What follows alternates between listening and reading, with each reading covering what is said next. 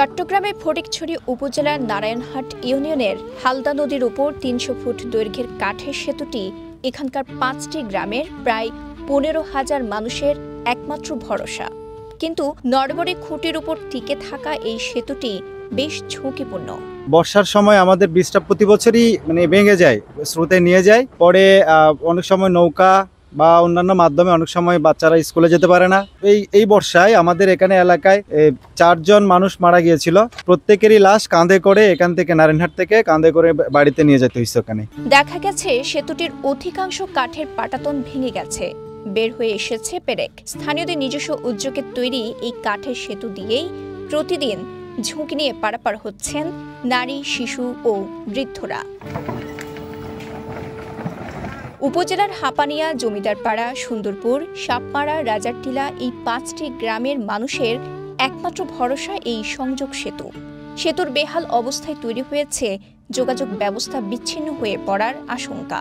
আজ ৩০-৩৫ বছর ধরে এইরকম আরো বিভিন্ন ধরনের ইঞ্জিনিয়ার আইয়ে চাই চেক করে যায়, আর এই ব্রিজটা নয়। অত্যন্ত দুঃখ আছে, ঝুঁকি নিয়ে যাতায়াত করতে হয়। কারণ যখন পানি উঠে তখন আমাদেরকে অনেক ঝুঁকির উপর যেতে হয়, কারণ বীজটা কোন সময় ভেঙে যায় এটা কেউ জানে না। বীজটা বর্ষাকালে ভেঙে গেলে আমাদের স্কুল যেতে পারি না, তখন এখানে বুটে দিয়ে যেতে আমাদের অনেক স্কুল লেট হয়ে যায়, কারণ এখানে অনেক ছাত্রছাত্রী যায়, অত সময় আমাদের ক্লাসও করতে পারি না। এদিকে এলাকার মাদ্রাসা ও স্কুলগামী শিক্ষার্থীদের জন্য সেতুটি এখন সবচেয়ে ঝুঁকিপূর্ণ।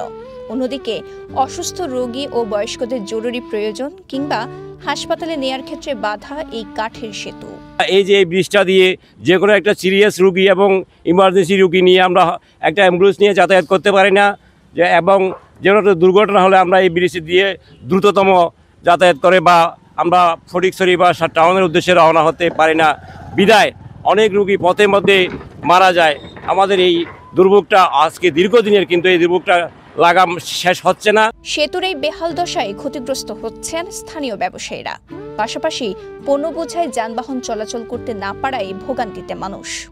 প্রাথমিকভাবে এটা সয়েল টেস্ট এবং ডিজাইন ড্রয়িং করে এক পর্যায়ে এটা চূড়ান্ত প্রক্রিয়া যায় না। সে কারণে আমাদের এই এলাকার বিশেষ করে হালদা নদীর বিপরীত পাশের দক্ষিণ পাশের যে গ্রামের মানুষের দুর্ভোগের শেষ নাই। এটা কখন যে শেষ হবে আমরাও জানি না।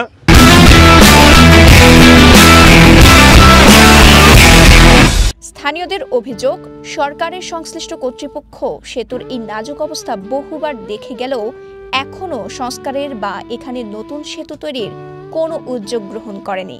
সরকারের আলিয়ে কবি যে এবার গরিবলে এমপি মন্ত্রী কত কিছু আইয়া আজকে 50 বছর লোক দেখি যে এই ঘটনা। আগে তো পাকিস্তান আমল তো দেখি পাকিস্তানের মধ্যে নৌকায় কত মানুষ মারা গেছি, উগ্র মারা গেছি যে বিয়েট নৌকায় অ্যাক্সিডেন্টে। তবে আশার কথা শোনালেন ফটিকছড়ি উপজেলা নির্বাহী অফিসার। তিনি জানালেন, হালদা নদীর 5টি পয়েন্টে সেতু নির্মাণের জন্য স্থানীয় সরকার মন্ত্রণালয় থেকে প্রকল্প গ্রহণ করা হয়েছে।